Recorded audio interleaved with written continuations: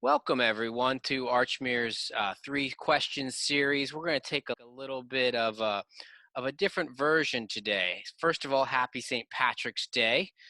Tried to dress in my best green, although you may view this not on St. Patrick's Day. However, we're going to modify our three questions to deal with the present situation of us mostly working remotely and adjusting to the coronavirus and new happenings. We're fortunate enough to have Patricia Peek, Dean of Admission at Fordham University, to join us today to answer some of our questions. Patty, thanks a lot for joining us today. Happy St. Patrick's Day. I'm in my green as well. Otherwise, I'd normally be in my Fordham maroon. Okay. So, like as I said, we're going to ask some different questions today. So, our first question, Patty, if you could share as much as possible, is how has the coronavirus impacted the admission office in Fordham, and what types of discussions about the future have you had concerning it? Absolutely. So I would want to first assure students, especially seniors, that we are here for them. And I think that's true for most colleges right now, that even though we've had to modify the things that we're doing, we're finding ways that we can virtually connect with students to try to bring the best experience possible. So it's really a matter of just staying in contact with the schools that you've been admitted to and keeping in communication with your admission counselor. So for us, although we're not on campus offering on-campus events right now, all of our admission team is on the phones, on email, and are getting ready to host a number of virtual admitted student events so that we can connect with you and give you the best experience about what our campus is. One of the things that we really are encouraging students to do, even most immediately, is to take a virtual tour of the campuses. If it's possible that you were not already able to visit a campus or you just want to see it again, those are the best ways to do that. So I think staying in touch and keeping in contact with us virtually is going to be your first best step.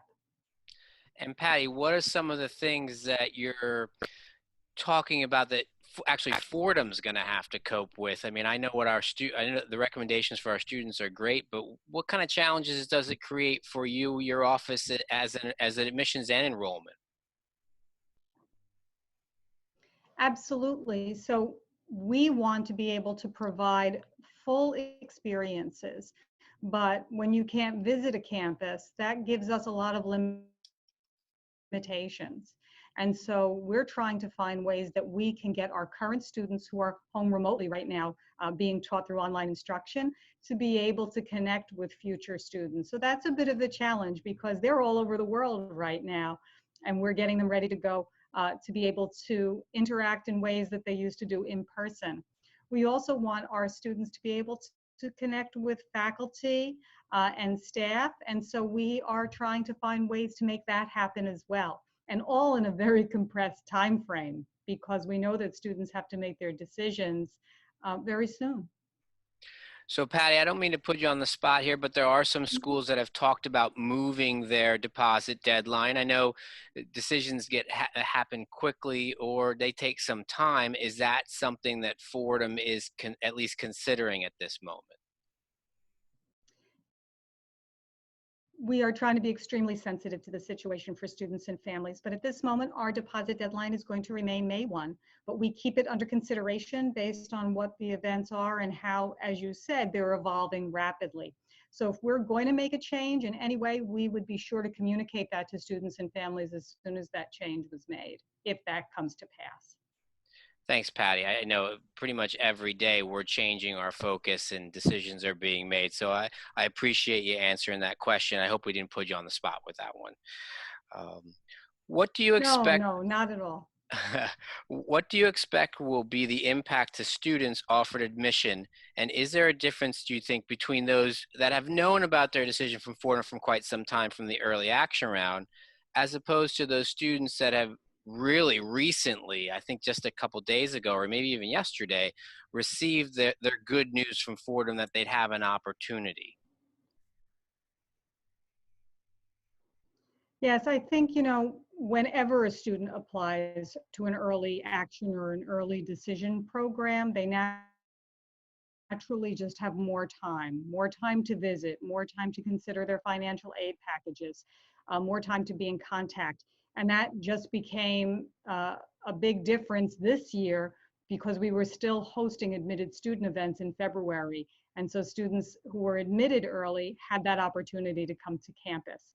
We did release our decisions on Friday on schedule, as we do every year, at about the same time. So we were pleased that we were able to make our commitment as promised in that regard. But the big difference now is the students who didn't get a chance to visit are only going to have an opportunity, at least for the coming weeks, to have an online experience, because we don't know when we're going to be able to come back to on-campus visitation. To kind of make up for a little bit of that, we do have our summer visit schedule already posted.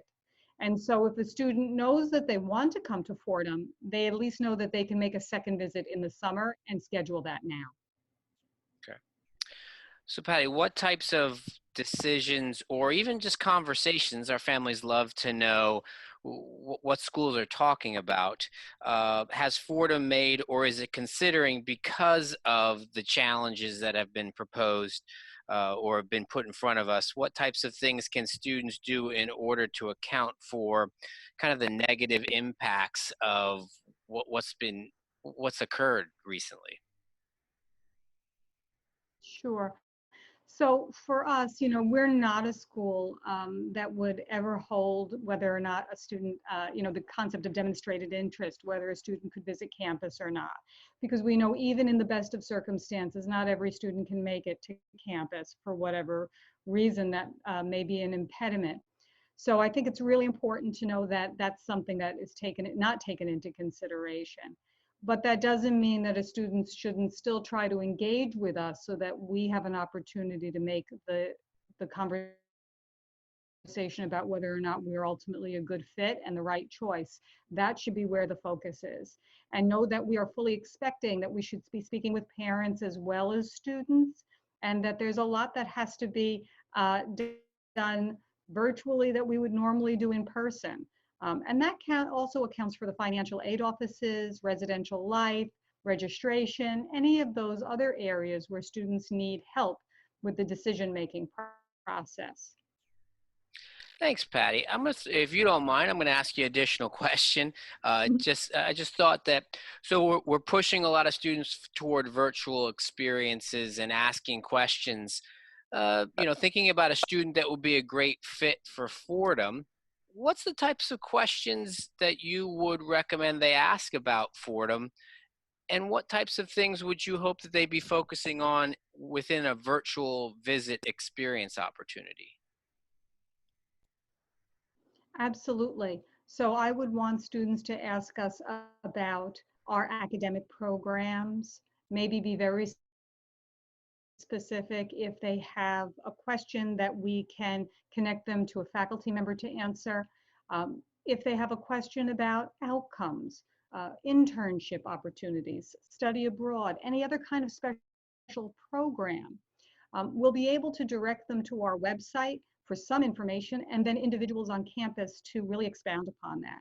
I think the best thing, though, for students to do is to use the web first and get your basic information there and questions answered, and then build on those questions for things that are more pointed, targeted, or complex, so that we can go deeper with your questions in the time that we have with you.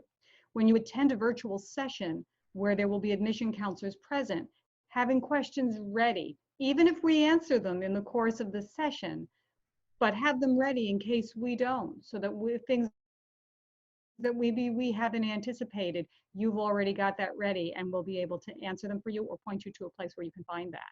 So I think preparation will really help, knowing what you want to know and just making sure that you have that at the ready, so that we can get that answer for you either on the spot or in a follow-up. Terrific. Pat, is there anything else that you would like to tell? We're obviously talking about our Archmere students that love Fordham. We've quite a few students considering it as a potential home next year. But anyone else that reaches this video might reach, that other pieces of recommendation at a really what's an extremely difficult time. I think when students get their decisions, they think the stress is going to be over, and we've added another layer of making this very difficult for them. Not that the colleges and universities have, but this is just unforeseen circumstances is going to make this a little bit difficult. Certainly something we've never experienced before. But if there's any other words of recommendation that you can think of that might help our students, or that you'd want to share that might smooth the process just a little bit. Absolutely. And I think the point that you made, that a lot of Archmere students do come to Fordham, that means your students have a whole network of other contacts that are not even necessarily part of a structured event at Fordham. So I really encourage students to talk to other students about what their experience has been like. You're going to get an authentic, true answer about what life is like, and also hopefully how well our community is responding for our current students during this very unusual time in our experience. And for students not at Archmere, I think that's the case as well. There are more than 175,000 alumni worldwide that are Fordham graduates, plus even more who are current students. And I'm sure that someone, if you know a Fordham student or faculty member or graduate, they can help you with that decision-making process. And if you don't, then we have students who can help you on campus or virtually in their homes right now to connect with. We have more than 200 ambassadors who are ready to do that.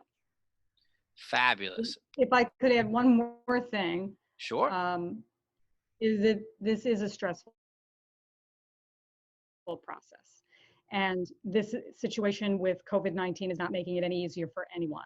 But we should know that this is a great time for students, and we want them to enjoy as much of this as they can, and know that Fordham, and I'm sure I speak for every other college, is going to do the best to help students and families through this and make a good decision. And they're very lucky to have counselors like you helping them do that as well. Patty, thanks a lot. And I'm sure, hopefully we have our May 1 celebration at Archmere. If it's on a different date, that's fine. I know we'll have some Fordham t-shirts and sweatshirts in that picture. I want to thank you very much for taking time out of your day and helping our families a little bit with this decision-making process, Patty. Thank you very much. Thank you.